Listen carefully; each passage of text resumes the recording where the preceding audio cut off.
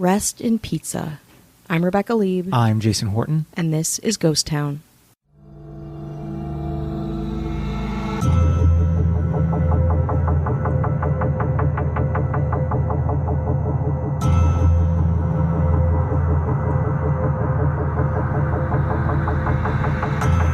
It was business as usual in January 1973 at United Canning in Ohio, until it wasn't. Employees discovered some of their mushroom tins had swelled up, signaling bad news.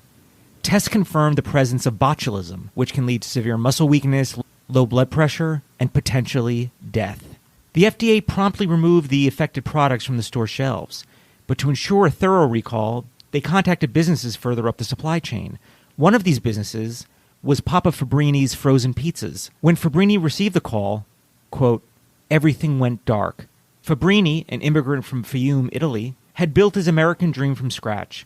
He had grown up under a fascist regime and moved to Michigan after World War II. With his wife Olga, he adapted his family pizza recipe for American tastes and transformed his small business into a successful empire. Upon hearing the news about the contaminated mushrooms, Fabrini halted shipments and submitted his pizzas for testing.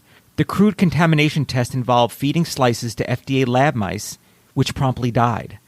Fabrini then recalled his mushroom pizzas from local restaurants and grocery stores and decided to dispose of them in a grand symbolic gesture, a funeral. By the time of this botulism scare, Fabrini had been in the pizza business for a decade, producing tens of thousands of pizzas weekly with a team of 22 full-time employees in a state-of-the-art factory. The scandal threatened to destroy everything he had built. All I can think was, oh my God, not me.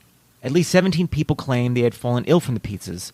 Fabrini received overwhelming support from his community. A local fan offered to put up stock as collateral to save Fabrini's business, and a bank teller informed him that a nearby priest was lending prayers for him.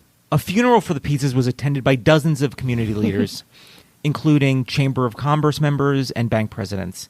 It sort of gives you goose pimples about America, Fabrini said. Governor Milliken called Fabrini an example for all of us. And one article declared, in the end, Fabrini's dramatic gesture proved unnecessary. Within 2 weeks of the recall and before the funeral, tests revealed the mushrooms were not contaminated. Oh. The mice had just died from some other ailment and not botulism. I think it was indigestion, Fabrini joked to the Associated Press. Maybe they just didn't like my pizza. Though Fabrini's sales dipped, costing him about $30,000, his business survived.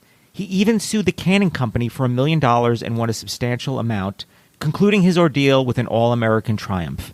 Wow, I really like that idea of, like, let's lean in, like, this is the death, this is a pizza funeral, and, like, I'm as done with this shit as you are, and this is bad. And I feel pizza, everyone is connected to pizza in some way. I know there's people out there that are like, I don't like pizza. No, but you're connected to someone who loves do. pizza. Everyone loves pizza. It touches all of us. It touches all of us, and you all could feel a mourning to that as compared to maybe as compared to something like In-N-Out Burger. Oh, I went there. Yeah. Shots fired. Exactly. But what do you serve at a pizza funeral's reception? I serve looks because I come up dressed to impress. Woo!